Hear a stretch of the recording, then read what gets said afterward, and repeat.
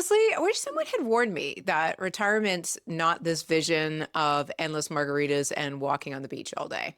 In fact, I recently heard a stat that two-thirds of folks who enter retirement in the first 2 years are actually less happier than they were before retirement. And I get it. I now understand why. And today I'm going to share the 5 things that I'm learning the hard way about retirement and hopefully what I'm going to do about it. Not 100% sure on the second part, actually, but let's cover the hard learned lessons first. By the way, if you're new here, welcome. My name is Karen, and this here is Chloe. She snores a lot. Apologies for that.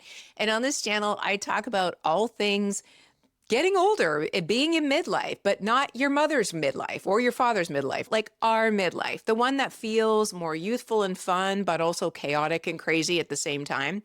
So I cover things like planning for retirement, actually pulling the trigger and doing the thing, and all of the experiences that go along with it. So if you haven't yet subscribed, please hit the like button and subscribe. And for your generous contribution, here's a picture of the Hoff. You're welcome. Now, if you are anywhere near my age right now in 2025, which is 55, then you are probably thinking about, dreaming of, and let's say praying for retirement to come sooner rather than later. At that point where you can tell your boss where to stick it and you go off into the sunshine and live your best retired life. And I think that we all have that vision in our head of how awesome it's going to be. And in my mind, the beauty and luxury of retirement is that you can wake up on any given day and choose what you're going to do, where you're going to do it, with whom you're going to do it, and for how long you're going to do it. And that, to me, just always felt like the dream, the goal. You know, I don't have to wake up to an alarm clock. I don't have to wear uncomfortable clothes, for pantyhose. Oh, don't get me started on pantyhose. But even like hard pants, like I just did not like getting up, getting dressed, and going to an office all day, fluorescent lights and padded cubicles, all of that stuff. I hated it. Now, granted, in my later years, I worked entirely from home, which was such a blessing, but still I wasn't completely autonomous in my time and always wanted to have that sense of I can do whatever I want, whenever I want, and not feel guilty for doing it, right? We all want to get to that point. And yay me, I am at the point where I can fully retire, do what I want, where I want, with whom I want, and forever long I want. And you would think that I'm living the dream, but instead I'm sitting here telling you the honest truth, which is it is not all it's cracked up to be. I'm not saying it's bad. I am not saying it's bad, and I am not complaining, but there are some things that I was not anticipating that I want to share with you because you should know. Not that you're going to necessarily do anything different about it, but you should know these things. So you're thinking about it ahead of time and perhaps sliding into retirement with a little bit more preparation beyond the monetary piece, which is very important, but it's not the only piece. And that is the point that I want to impart on you today. So let's start off with the first thing that is just blowing my mind. I was not expecting this, and I'm definitely learning it the hard way. Hitting your enough number, that figure in your head where you think, I will be fine and set after I hit this goal. Once you hit that goal, you are not automatically just going to go, now I can live free like a bird. Instead, if you are an anxious person and you worry a lot about money and everything else prior to hitting that goal, I can almost assure you that after you hit the goal, all of those anxieties are going to come with you. Some of them won't, like the anxieties you have around work. And obviously, I can't overstate how big those anxieties are. But when you move to the other side of traditional employment, you start coming up with different reasons to be anxious. Like, do I have enough? Can I start spending? What if something big happens? Will I have to go back to work? Like, the automatic switch that we assume is going to happen where we suddenly have complete and total peace of mind does not happen. That is a fallacy. That is a lie, a bold-faced lie. If you are anxious and if you worry, you will continue to worry after you reach your enough number, just about new and fresh anxieties. So I think the takeaway for me there, and that I would impart on you, is if you worry to the point where it's crippling, and if you believe that hitting an enough number or retiring is going to solve for those anxieties, I just want you to know that that's probably not going to happen. And the better thing to do is probably to address the core reason why you're an anxious person in the first place, because it probably has a lot more to do with just money. It probably has a lot to do with a dysregulated nervous system and not knowing how to regulate yourself. And I'm going through that journey now. I am not afraid to tell you I am in therapy because I do want to get past these feelings of anxiousness. I feel like I've lived with them long enough and I would love to send them packing.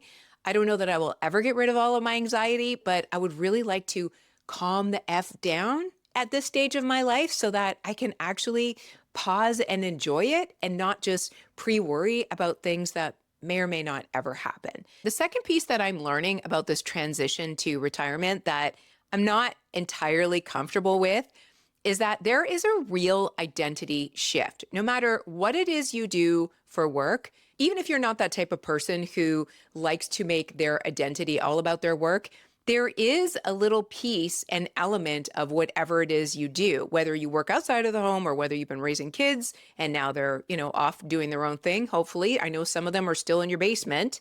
And I'm truly deeply sorry for those of you who are still living with your adult children. But for the rest of you who are now empty nesters, there's definitely an identity shift there. And you also feel that as it relates to work. And it's not just I am my job, but it's I am a contributing member of society. I am someone who gets up and goes to work and has financial goals. And the structure of that identity completely crumbles when you no longer have a job. And you have to recreate all of it from the ground up. I was thinking about this morning. If you envision your identity as a house on land. When you're born, your parents build your house for you. They create the structure and scaffolding and how to view life and what to value. And as you get older and you go through school, all of that house is built for you until the point where you finish your formal education, at which point it's like, okay, you're going to get out of this house now and go build your own house. And that's where you enter the world and start building your own structure and values and viewpoint on your own. And you kind of build it over time, brick by brick, right? To the point where by the time you're ready to hit retirement, you've got this fully formed structure of a house, which makes change pretty difficult. And once you leave employment, it's almost like once again, that house crumbles to the ground and you are faced with rebuilding. But now you don't have a lifetime to rebuild. So you kind of have to scramble to build it again, unless you had the wherewithal to start building it before you left traditional employment, which is hopefully what I'm giving you now. This is the wherewithal part. That before you leave your job, think about who you want to be when you are no longer who you are right now, this employed person doing the whole adulting thing. You're still going to be an adult, but now you get to be like a less involved adult, and you've got to rebuild what that is. And that had never occurred to me before now. And I really do feel like at this stage of life, I'm standing on this barren piece of land without a house. And I've got to scramble to start pulling something together, but I'm not entirely sure what I want it to look like. So anytime you spend thinking about that prior to leaving your job and your life structure is time well spent, let me tell you. And that actually brings me to the third thing that I am learning the hard way, and that is autonomy is great, but it's very disorienting. So coming back to this idea of being able to do what you want, where you want, when you want, and with whom you want, for however long you want, that is not something that we are taught to do. In fact, we are taught to do the opposite. We are taught to be productive members of society, go to school, get a job, buy a house, get married, have kids. I mean, I did some of those. I didn't do the other ones. But at this point, there's like no expectation for me to do anything. I am literally allowed to wander around in my underwear from sun up to sundown if I want. I can drink all day if I want, eat whatever I want, do whatever I want. And all of that is very unsettling. Right now, my morning routine is that I wake up, I feed the dog, my husband takes the dog out. He also brings me coffee. It's a very bougie morning routine, I will admit. It's very nice. And the first thing I do is journal.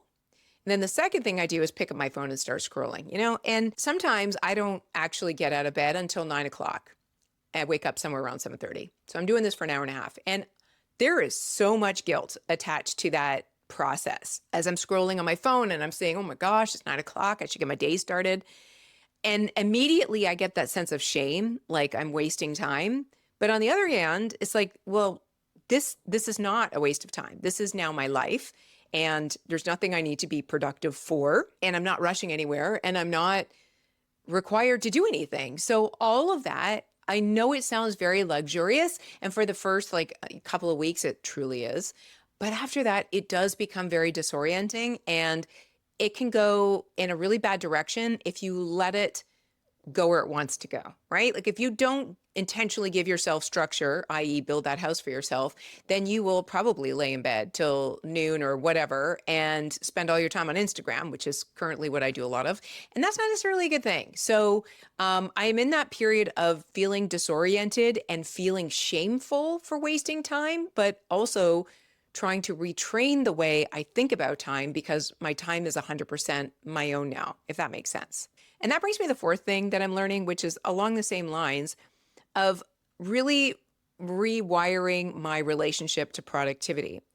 In my life, I have always worked from the time that I was 14 and got my first job at Wendy's. It was awful. Most of them have been, but I worked my whole life. And to now be at a place where I'm no longer working is not an on and off switch from a mindset perspective. So everything that I think about doing now, whether it's recording this video, writing a blog post, or anything I do, is like I have to renegotiate my relationship to whether or not it's worthy of my time. And in the past, it's been, well, if there's a monetary benefit to it, then I'm probably going to do it because, I'm in that period of life where I'm earning and earning and earning. And now that I don't have to earn, I don't necessarily have to look at productivity the same way. And yet I do, because that is just the way my brain is programmed. So moving away from this just doing things for money is, and I mean like legitimate, not creepy stuff for money, but doing things because we have to earn a living and keep a roof over our heads is just a way of life that needs to be reformatted.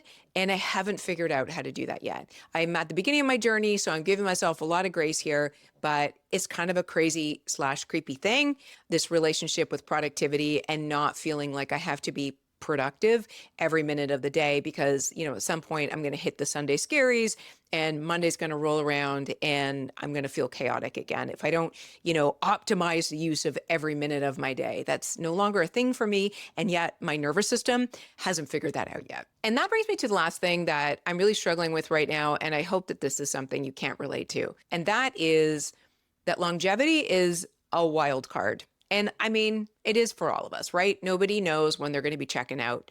But in my personal circumstance, I have a mother who passed away at 63 and a father who passed away at 43, both of cancer. And if we go back into, my extended relatives, not a lot of them live past 72. And that is very concerning for me. I think that if I weren't so aware of how my family doesn't have a lot of longevity in it, I would probably be a lot more lackadaisical about whether or not I'm ready to fully retire or can I keep working or doing this or doing that. But in my mind, like these are my go-go years because I have no idea how many years I have. I hope I have many, but just based on DNA evidence, I don't know that I have that many. So now is the time for me to really enjoy life, which is a beautiful thing and also a very anxiety inducing thing. See issue number one that I'm dealing with. I actually now have living my best life anxiety.